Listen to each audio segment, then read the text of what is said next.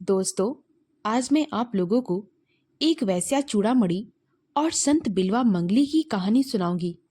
कहानी को सुनने से पहले अगर आप मेरे चैनल पर नए हैं तो प्लीज मेरे चैनल को सब्सक्राइब करें, वीडियो को लाइक और शेयर करें। तो आइए कहानी को सुनते हैं। बिल्वा मंगल एक ब्राह्मण का बेटा था जो अपना सारा समय एक वैश्या चूड़ामणि के साथ व्यतीत करता था। यह सब कुछ देखकर बिल्वा मंगली के पिता ने सोचा कि अगर इसका विवाह कर दिया जाए तो शायद यह सुधर जाएगा। यही सोचकर उन्होंने अपने बेटे का विवाह एक बहुत ही सुंदर लड़की के साथ करा दिया। विवाह होने के बाद भी बिल्वा में कोई भी परिवर्तन न आया।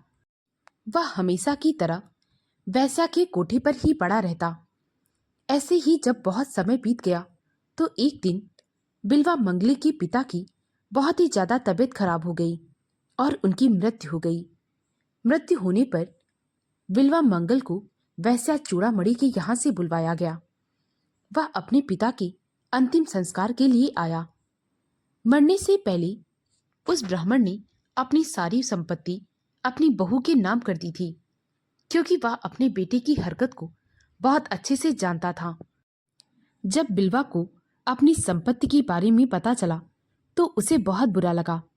उसने अपनी सारी संपत्ति अपनी पत्नी से अपने नाम करवा ली। उसके बाद कुछ दिन वह अपने घर पर ही रहा। पिता के सारे क्रियाक्रम हो जाने के बाद एक दिन उसे वैश्या चूड़ामणि से मिलने की तड़प होने लगी। उसने अपनी सारी संपत्ति एक पोटली में रखी और रात को ही उससे मिलने के लिए निकल पड़ा। परंतु रास्ते में बहुत ज्यादा बारिश होने लगी। आंधी तूफान में वह वैश्या से मिलने के लिए भागने लगा। बारिश इतनी हुई कि चारों तरफ बाढ़ आ गई।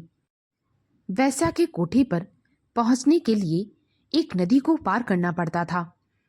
बिल्वा मंगली वैश्या के प्यार में इतना पागल था कि उसने लबलबाती हुई नदी को भी पार करने की ठान ली। उसने लकड़ी के लट्ठे जैसी दिखने वाली एक चीज देखी और उस पर बैठकर नदी पार कर गया। जब वह नदी पार करके वैश्या के कोठे पर पहुंचा तो उसने देखा कि कोठे का दरवाजा बंद है। बिल्वा ने दरवाजा खटखटाया। जब किसी ने दरवाजा ना खोला तो उससे रहा ना गया। वह कोठे के अंदर जाने का उपाय ढूंढने लगा। तभी उसकी नजर एक लटकती हुई रस्सी पर गई। उसने सोचा, शायद यह रस्सी चूड़ामणि ने मेरे लिए डाली है ताकि मैं इसके सहारे ऊपर आ जाऊं। वह उस रस्सी के सहारे चढ़ता हुआ ऊपर चला गया। वहां पहुंचकर उसने वैश्या चूड़ामणि को देखा। चूड़ामणि ने जब बिल्वा को देखा तो वह बड़ी हैरानी से उससे पूछने लगी, चारों तरफ बाढ़ आई हुई है, तुम कैसे आ गए? और फिर कोठे का दरवाजा भी बंद था, तुम अंदर कैसे आ गए? इस पर बिल्वा ने सारी बातें बता दी। वैश्या चूड़ामणि ने बिल्वा से कहा, क्या तुम्हें पता है कि तुम मेरे प्यार में इस कदर अंधे हो गए हो कि तुम्हें कुछ दिखाई भी नहीं देता। तुम जिसे लकड़ी समझकर नदी पार करके आए हो वह लकड़ी नहीं बल्कि एक औरत की लाश थी जिस पर तुम बैठकर आए हो। और फिर तुम जिसे रस्सी समझकर कोठे के ऊपर आए हो वह रस्सी नहीं बल्कि एक सांप था। जब बिल्वा ने पीछे मुड़कर देखा तो उसने देखा कि सचमुच में वह रस्सी नहीं बल्कि एक सांप है। और फिर जब उसने नदी के पास जाकर देखा तो उसने देखा कि वह लकड़ी नहीं बल्कि एक औरत की लाश है। बिल्वा को यह सब कुछ दिखाकर चूड़ामणि कहने लगी, देखो तुम पाप और मोह में इतना अंधे हो गए हो कि तुम्हें एक औरत की लाश लकड़ी समझ में आई और सांप रस्सी।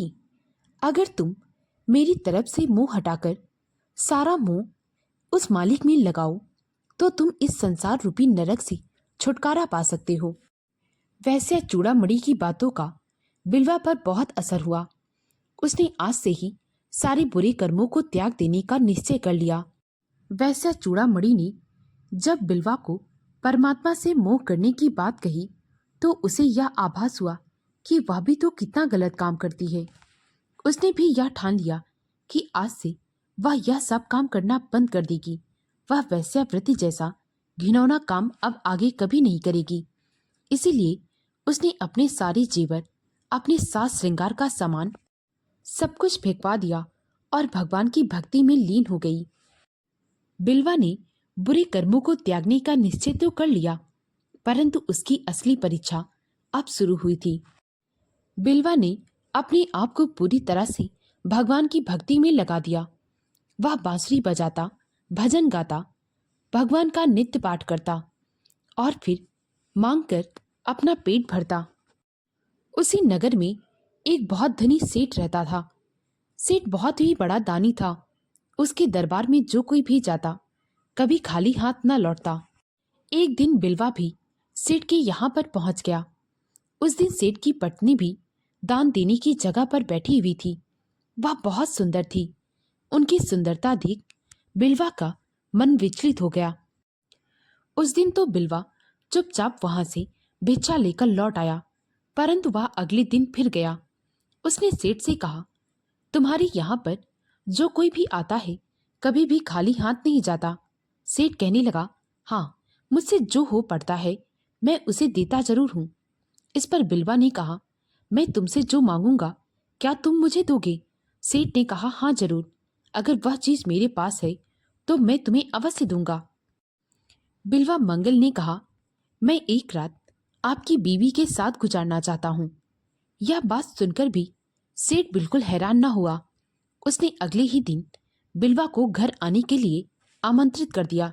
जब यह बात सेठ की पत्नी को पता चली तो वह बहुत हैरान रह गई।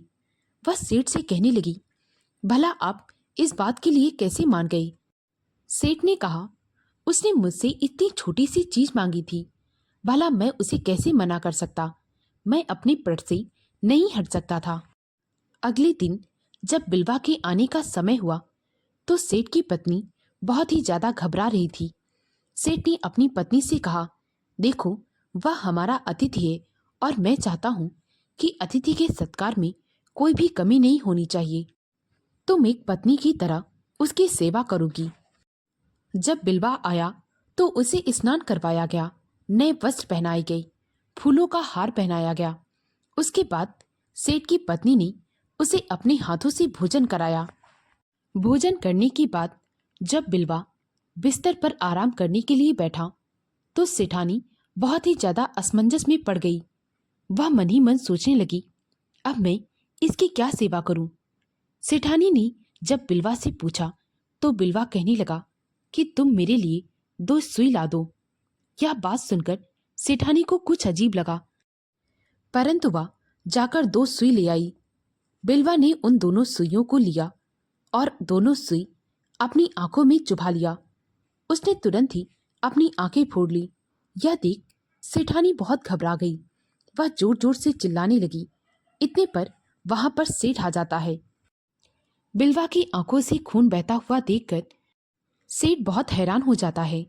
वह बिल्वा से आंखें फोड़ने का कारण पूछता है। इस पर बिल्वा अपनी सारी जीवन की कहानी सेठ को बताने लगता है। अपनी कहानी बताने के बाद बिल्वा सेठ से कहता है, मैं अपनी इन्हीं आंखों के कारण रूप से मोहित हो जाता हूँ और फिर मेरा मोह भगवान से हट जाता है, इसीलिए मैंने इन दोषी आंखों को ही फोड़ दिया। ये उसके नेत्र ही थी जो उसे काम वासना में फांस लेते और भगवान से मोह छुड़ा देते।